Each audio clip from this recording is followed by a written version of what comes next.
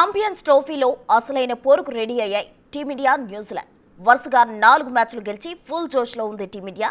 ఒక మ్యాచ్ ఓడినా కానీ సెమీస్ ఫైట్లో గెలిచి సెల్ఫ్ కాన్ఫిడెన్స్ బూస్ట్ చేసుకుంది న్యూజిలాండ్. ఇక ఫైనల్ ఫైట్కు సై అంటే సై అంటున్నాయి ఇరు టీమ్స్.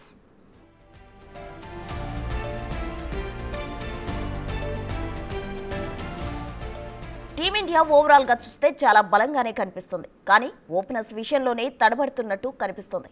ఓపెనర్స్ రోహిత్ శర్మ, శుభ్మన్ గిల్ క్రీజ్లో కుదురుకోవడం లేదు. ఈ భారాన్ని మిడిల్ ఆర్డర్ మోయక తప్పడం లేదు. బంగ్లాదేశ్తో జరిగిన మ్యాచ్లో గిల్ సెంచరీతో రాణించాడు. కానీ ఆ తర్వాత తనదైన శైలి ఆటను పూర్తిగా చూపించలేకపోయాడు. ఇక రోహిత్ కూడా మొదట్లో బౌలర్లపై అటాక్ చేస్తూ కాస్త ఒత్తిడి పెంచుతున్నాడు. కానీ దాన్ని కొనసాగించలేకపోతున్నాడు. ఫైనల్స్లో మాత్రం వీరిద్దరూ నిలదొక్కుకోవాల్సిందే, లేదంటే మ్యాచ్లో ఎఫెక్ట్ పడే అవకాశం ఉంది.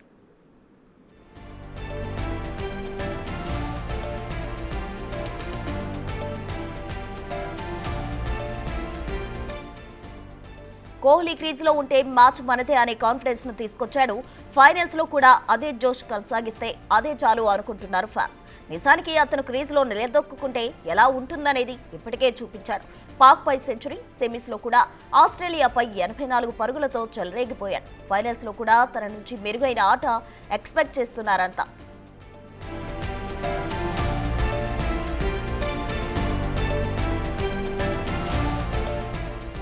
ఇక టీమిండియా బలం బౌలింగ్, అది కూడా స్పిన్. దుబాయ్ పిచ్లు స్లోగా ఉంటాయి. స్పిన్నర్లకు స్వర్గధామం ఈ పిచ్లు. అందుకే 4 స్పిన్నర్లతో బరిలోకి దిగుతుంది టీమిండియా.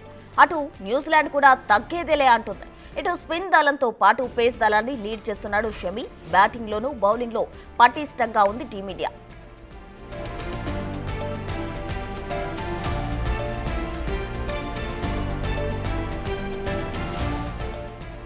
న్యూజిలాండ్ కూడా ఎక్కడా తక్కువగా అంచనా వేసే అవకాశమే లేదు. రచిన్ రవీంద్ర, కేన్ విలియమ్స్ ను ఫుల్ ఫామ్ లో ఉన్నారు. వీరిద్దరూ క్రీజ్లో నిలదొక్కుంటే పరుగుల వరద పడడం ఖాయం. ఇక ఆఖర్లో ఫిలిప్స్, మిచెల్ కూడా ప్రమాదకరంగా మారే అవకాశం ఉంది. రచిన్ అటాక్ కు విలియమ్స్ ను పద్ధతైన ఆటను ఆడకపోతే భారత్ కు కష్టాలు తప్పవు. రచిన్ ఆడింది 3 మ్యాచ్లే అయినా అందులో 2 సెంచరీలు చేశాడు.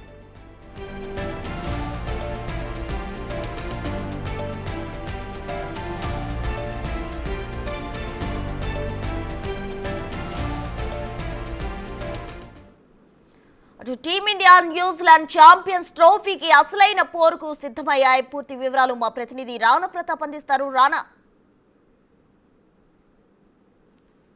ఎస్ ప్రసన్న, మీరు అన్నట్టుగానే ఇవాళ అసలైన పోరు అని చెప్పుకోవచ్చు. ఎందుకంటే 2 సమఉజ్జీవుల టీము ఇవాళ ఫైనల్స్లో తలపడుతున్నటువంటి నేపథ్యంలో ఇవాళ మ్యాచ్ ఎలా జరగబోతుంది? ఎందుకంటే ఇవాళ భారత్కి కలిసి వచ్చేటువంటి అంశాలేంటి, కివీస్కి కలిసి వచ్చేటువంటి అంశాలంటే కూడా మనం ఇవాళ మాట్లాడుకుందాం. సో మనతో పాటు ఇవాళ డిస్కషన్లో పాల్గొన్నారు senior sports analyst C Venkatesh గారు.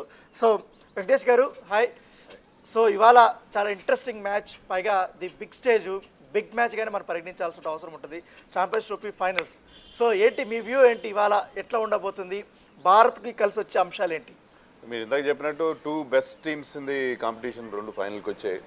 డెఫినెట్గా ఇండియా ఫేవరెట్గా బరిలోకి దిగుతుంది. వాళ్ళకి కూడా స్పిన్లో స్ట్రెంత్ ఉంది, ఎక్కువగా స్పిన్నర్స్కి అక్కడ హెల్ప్ ఉండడం చూసాం. బట్ మన దగ్గర 4 క్వాలిటీ స్పిన్నర్స్ ఉన్నారు. వాళ్ళ దగ్గర ఏంటంటే ఒకరు తప్ప మిగతా వాళ్ళంతా పార్ట్ టైమర్స్ స్పిన్నర్స్. సో వాళ్ళకి మనకున్నంత బలం స్పిన్లో లేదు. అది మన వైపు కొద్దిగా బ్యాలెన్స్ని టిల్ట్ చేసే అవకాశం ఉంది. సెకండ్ థింగ్ ఏంటంటే వాళ్ళకి బౌలింగ్ అంత స్ట్రాంగ్గా లేకపోయినా కూడా ఫీల్డింగ్లో they are very strong. So క్యాచ్లు తీసుకోవడం కానీ, గ్రౌండ్ ఫీల్డింగ్ కానీ అట్లా మన మీద ప్రెషర్ పెట్టే అవకాశం ఉంది. సో చాలా ఇంట్రెస్టింగ్ జరగబోతుంది ఫైనల్. సో వాళ్ళకి కూడా పెద్ద టైటిల్స్ గెలిచిన అనుభవం లేదు, ఫైనల్స్లో చాలా ఓడిపోయారు వాళ్ళు. సో నేను అనుకోవడం ఏంటంటే ఇంట్రెస్టింగ్గా ఉంటుంది final, but India will have an advantage. ఎందుకంటే దుబాయ్ పిచ్ల మీద, ఎందుకంటే వరుసగా ఇప్పుడు ఆల్మోస్ట్ 3 మ్యాచ్లు ఆడేసింది ఇండియాకి, ఆ పిచ్ మీద కొంచెం అవగాహన అనేది ఉంటుంది. సో కివీస్కి లాస్ట్ మ్యాచ్ చూసాం మనము లీగ్ స్టేజ్లోనే. సో వాళ్ళు బౌలింగ్ కానీ ఫీల్డింగ్ కానీ చాలా అద్భుతంగా ఉంది. ఈవెన్ దో మనం రొటేట్ చేయడానికి చాలా ఇబ్బంది పడాల్సిన అవసరం వచ్చింది. ఏంటి ఇవాళ కివీస్ బౌలింగ్లో శాంటర్ యొక్క రోల్ ఎలా ఉండబోతుంది, మిగతా వాళ్ళ బౌలర్స్ యొక్క రోల్ ఎలా ఉండబోతుంది? Santner is a key bowler, మంచి రిధంలో ఉన్నాడు, బ్రహ్మాండ వికెట్లు తీస్తున్నాడు అతను. సో అతన్ని ఎలా ఎదుర్కోవాలి అనేది మన సమస్య. మనకి శాంట్నర్ విషయంలో మనకున్న అస్త్రం ఎవరంటే శ్రేయస్ అయ్యర్ స్పిన్ చాలా బాగా ఆడతాడు. సో శాంట్నర్ ఛాలెంజ్ని మనం దెబ్బతీయడానికి మనకి ఖచ్చితంగా Shreyas Iyer important person. So అతను కౌంటర్ అటాక్ చేయాలి శాంట్నర్ మీద. శాంట్నర్ 10 ఓవర్లని కౌంటర్ అటాక్ చేసి జాగ్రత్తగా ఆడుకోవడం, లేకపోతే దాంట్లో తక్కువ వికెట్లు ఇవ్వడం, అది చాలా ఇంపార్టెంట్. మిగతా బౌలింగ్ అంత స్ట్రాంగ్గా లేదు, మిగతా వాళ్ళ స్పిన్ బౌలింగ్ అంత స్ట్రాంగ్గా లేదు కాబట్టి శాంట్నర్ ఛాలెంజ్ని మనం సరిగ్గా ఎదుర్కోగలిగితే ఈ మ్యాచ్ మనం గెలిచే అవకాశం. ఎగ్జాక్ట్లీ. ఇప్పుడు మన బౌలింగ్ విషయానికి వస్తాం, ఎందుకంటే ఎక్కువ ఫేస్ బౌలర్స్ని పెద్దగా యూజ్ చేయకపోయినా ఎక్కువ మంది ఆల్రౌండర్స్ని స్పిన్నర్స్ని గత మ్యాచ్లో బాగా ఎక్కువగా యూజ్ చేసుకుంటున్నారు. రోహిత్ శర్మ, ఒక షమి అండ్ హార్దిక్ పాండ్యా యాజ్ యూజువల్గా ఒక ఓపెనింగ్ చేస్తున్నాడు. ఎట్లా షమి కంబ్యాక్ తర్వాత ఆశించిన స్థాయిలో ఆయన పర్ఫార్మెన్స్ ఉందా? ఎట్లా ఉండబోతుంది ఇవాళ ఆయనది? ఒకటి అన్న, షమి అప్పుడు 2023 వరల్డ్ కప్ ఉన్నంత ఎఫెక్టివ్గా లేడు, ఆ రిధం లేదు, ఇంజరీ నుంచి వస్తున్నాడు. సో మనం ఎక్స్పెక్ట్ కూడా చేయలేం. బట్ లాస్ట్ మ్యాచ్లో అగేన్స్ట్ ఆస్ట్రేలియా చాలా కీ రోల్ ప్లే చేశాడు. స్టార్టింగ్లో వికెట్ ఇచ్చాడు, మధ్యలో వచ్చి ఒక ఇంపార్టెంట్ వికెట్ ఇచ్చాడు, చివరిలో కూడా main Steve Smith. So Bumrah లేని లోటుని ఆ మ్యాచ్లో చాలా బాగా తీర్చాడు. మీరు చెప్పిన Steve Smith wicket turning point ఆ మ్యాచ్లో. సో అలాంటి పర్ఫార్మెన్స్ ఇస్తే మీ మెయిన్ బౌలర్ ఎవరైతే ఉంటారో, ఎప్పుడైతే మీ వికెట్స్ రావట్లేదు, పార్ట్నర్షిప్ బిల్డ్ అవుతుంది, ఆ టైంలో వచ్చి షమి కనుక వికెట్స్ తీస్తే నథింగ్ లైక్ ఇట్. సో ఆ పిచ్లో పేసర్స్ పెద్దగా ఏమీ లేదు, అయినా కూడా షమి ఒక మంచి పర్ఫార్మెన్స్ ఇస్తున్నాడు కాబట్టి మనకి షమి విషయంలో ఎలాంటి ఇబ్బంది లేదు. దుబాయ్ లాంటి ఫ్లాట్ పిచ్ల మీద వరుణ్ చక్రవర్తి చాలా అద్భుతంగా పర్ఫామ్ చేస్తున్నాడు. యంగ్స్టరు ఎట్లా ఉండబోతుంది?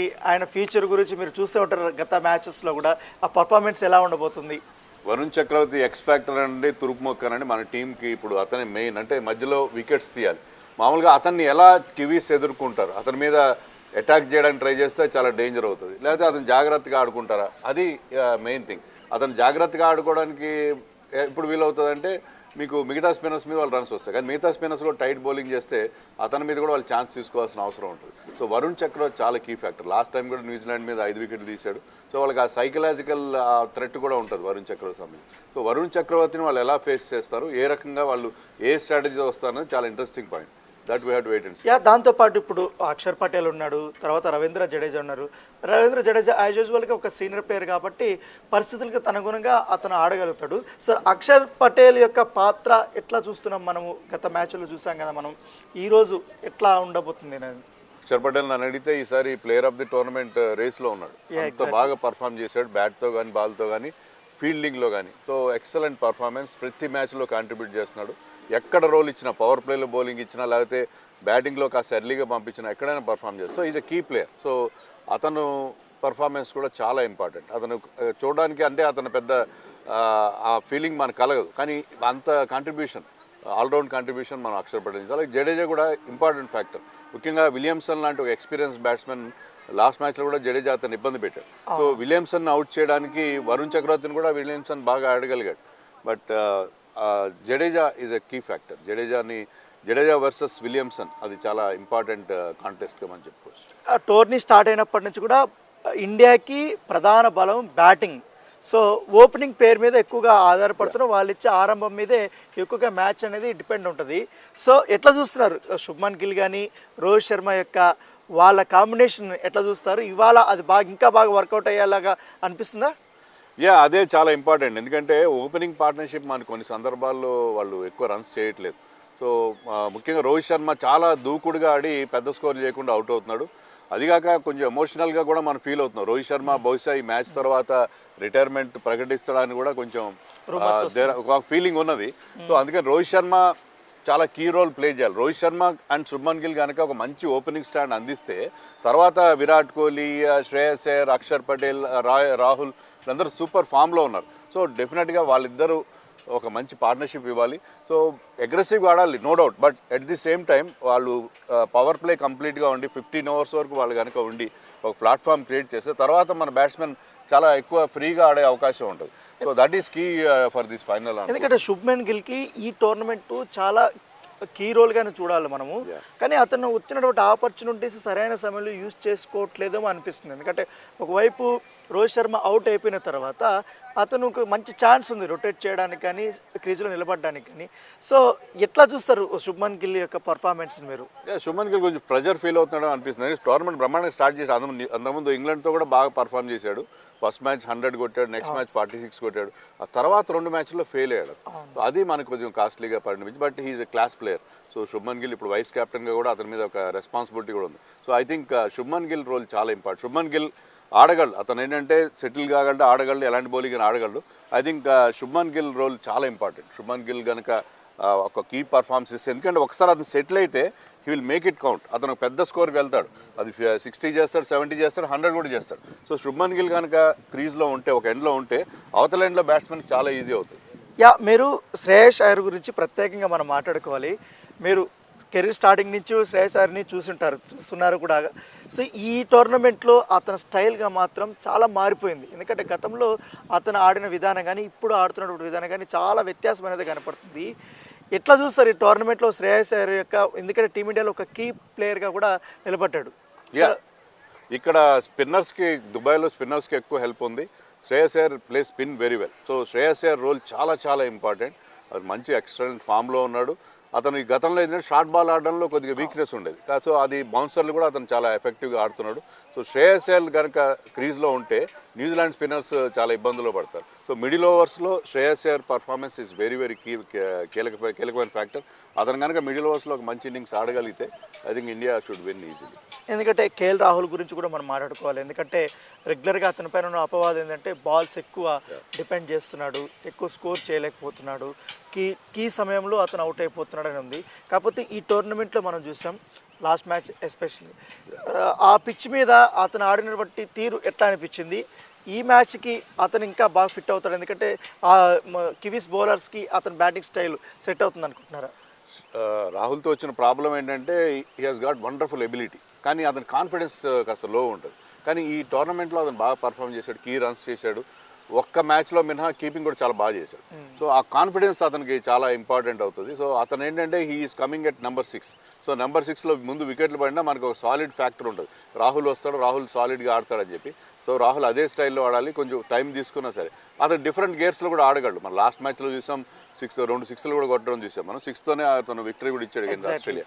So Rahul can play in different gears.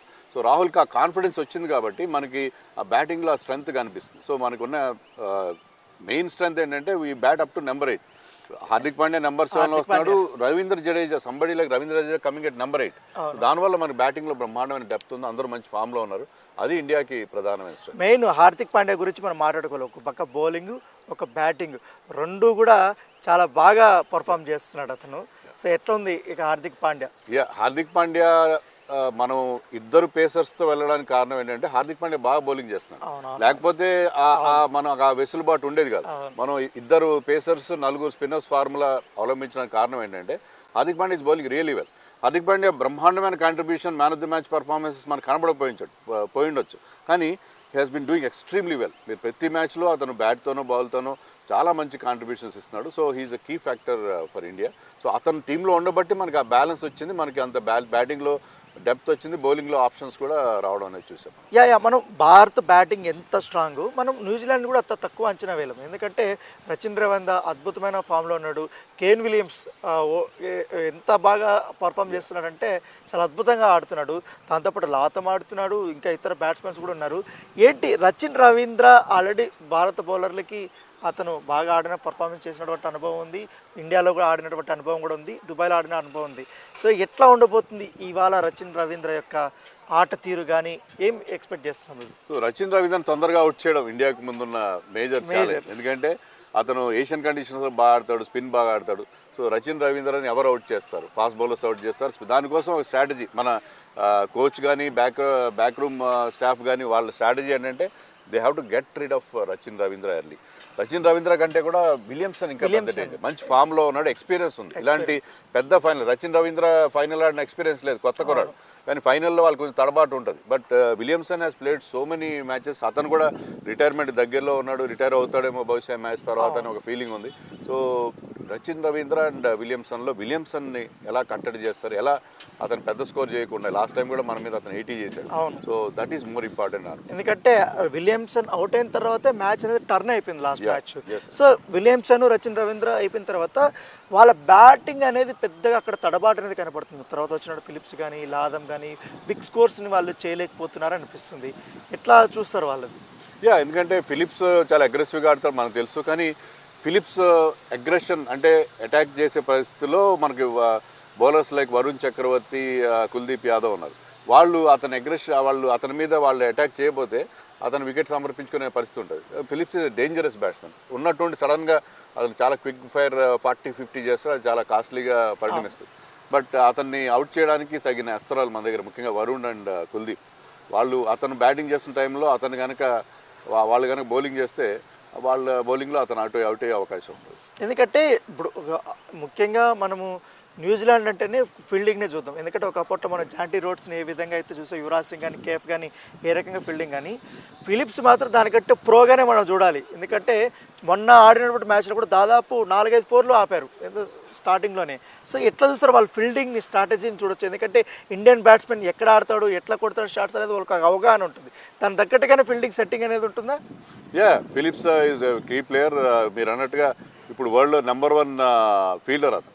So అలాంటి ఫిలిప్స్ విషయంలో we have to be careful. Half chances convert చేస్తారు. లాస్ట్ మ్యాచ్లో విరాట్ కోహ్లీ క్యాచ్ అతను పట్టింది మనకి చాలా అద్భుతమైన క్యాచ్ అది. సో దానివల్ల విరాట్ కోహ్లీ లేకపోతే ఒక పెద్ద ఇన్నింగ్స్ ఆడి ఉండేవాడు. సో అది పరిస్థితి. సో ఫిలిప్స్ చాలా చాలా ఇంపార్టెంట్ ప్లేయర్. అన్ఫార్చునేట్లీ సన్ రైజర్స్కి ఆడినప్పుడు అతను చాలా వరకు బెంచ్కి పరిమితం అయిపోయాడు. సో అది unfortunate. But Phillips is a wonderful cricketer. Batting, bowling, fielding అన్నిట్లో కూడా you can contribute to the team. So one more ICC final Rohit శర్మకి ఒక పరీక్ష లాంటిది. ఎందుకంటే ఇది అందుకుంటే ఇంకా సాటిస్ఫాక్షన్ అనేది ఉంటుంది. ఆల్రెడీ T20 గెలిచాం, ఇప్పుడు ఫైనల్కి. దాంతోపాటు గంభీర్ లాంటి కోచ్ కూడా వచ్చారు. ఎట్లా ఉంది వీళ్ళ కాంబినేషను, ఎట్లా ఉండబోతుంది విన్నింగ్ది? కాంబినేషన్ అద్భుతంగా ఉంది. రోహిత్ శర్మ 4th ఫైనల్కి తీసుకెళ్ళాడు మనకి. గత 2.5 ఏళ్లలో WTC final, one day world cup, T20 world cup. So ఇది ఎక్స్ట్రాడినరీ. అతని క్యాప్టెన్సీ ఎంత బాగుందనే దానికి ఇదే కదా, ఎంత బాగా టీంని లీడ్ చేస్తున్నాడు దానికి. సో ఇప్పుడు టైటిల్ గెలిస్తే అద్భుతంగా. బహుశా అతను మరో ఐసీసీ టోర్నమెంట్లో మనకు కనిపిస్తాడో లేదో తెలీదు. సో ఎమోషనల్ మూమెంట్ కూడా. So Rohit Sharma signing off in style అంటారా, అట్లా అతను ఒక మంచి విక్టరీతో అనే హై నోట్ అతను కనుక రిటైర్మెంట్ ప్రకటించినా కూడా మనకి బాధ ఉంటుంది డెఫినెట్గా, రోహిత్ శర్మ లాంటి ప్లేయర్ని మిస్ అవుతామని చెప్పి. బట్ ట్రోఫీ గెలిచి మన టీంలో రోహిత్ కానీ, జడేజా కానీ, షమి కానీ వీళ్ళు ఎవరైనా రిటైర్మెంట్ ప్రకటించినా మనం పెద్దగా ఫీల్ అయ్యే పరిస్థితి ఉండదు. ఎందుకంటే they have done well for the country. Youngsters కూడా అవకాశం ఇవ్వాలి, కొత్త క్యాప్టెన్ మనం వెతుక్కునే పరిస్థితి ఉంటుంది. బట్ ఐ థింక్ రోహిత్ శర్మకి చాలా చాలా ఇంపార్టెంట్ మ్యాచ్. ఎలా పర్ఫామ్ చేస్తాడు, ఎలా టీంని ఫైనల్కి గెలిపిస్తాడు అనేది, that is the most important. అంటే టీం గెలవడంతో పాటు మనకు ఆ ఎమోషనల్ యాంగిల్ కూడా ఈ మ్యాచ్లో ఖచ్చితంగా. అవును, ఎందుకంటే మనం విరాట్ కోహ్లీ గురించి ప్రత్యేకంగా మాట్లాడుకోవాల్సిన అవసరం ఉంటుంది. ఎందుకంటే గంభీరు, విరాట్ కోహ్లీ, రోహిత్ శర్మ వీళ్ళ కాంబినేషన్. ఎందుకంటే వీళ్ళు స్టార్ట్ అయినప్పటి నుంచి వీళ్ళ జర్నీ డ్రెస్సింగ్ రూమ్లో కొత్త అట్మాస్ఫియర్ కనపడుతుంది, ఫీల్డ్లో కూడా కొత్త అట్మాస్ఫియర్ కనపడుతుంది. ఆ ఆహ్లాదకరమైనటువంటి వాతావరణం అనేది మనకు స్పష్టంగా కనపడుతుంది. కోహ్లీ ఆడినటువంటి విధానం కూడా తను చాలా ఫ్రీగా ఆడుతున్నటువంటి సిచ్యువేషన్ కూడా చూస్తున్నాం. ఎట్లా ఉండిపోతుంది విరాట్ కోహ్లీ కూడా ఇప్పుడు యాజ్ యూజువల్గా మనం రోహిత్ శర్మ గురించి ఏ విధంగా మాట్లాడుకుంటున్నాం, ఒక ఎమోషనల్ థింగ్ అనేది. ఇది కూడా ఫైనల్ కాబట్టి, బిగ్ ఫైనల్ కాబట్టి విరాట్ కోహ్లీ గురించి మాట్లాడుకోవాలి మనం. మీరు 3 పేర్లు చెప్పారు రాణా, గౌతమ్ గంభీర్, విరాట్ కోహ్లీ అండ్ రోహిత్ శర్మ. విరాట్ కోహ్లీ, రోహిత్ శర్మ పడదు, వాళ్ళు చాలా గొడవలు ఉన్నాయని మనకి ఎన్నో టాక్స్ అనిపిస్తుంటాయి. అలాగే గంభీర్ అండ్ కోహ్లీ మధ్య పచ్చగడ్డేస్తే బగ్గుమంటుంది అనే ఫీలింగ్, అంటే అది మనకి బయట కూడా కనిపిస్తుంది. కానీ ఈ ముగ్గురు కూడా ఇప్పుడు they want India to win. India గెలుపు కోసం వీళ్ళు ముగ్గురు కలిసి దే ఆర్ జాయినింగ్ ఫోర్సెస్.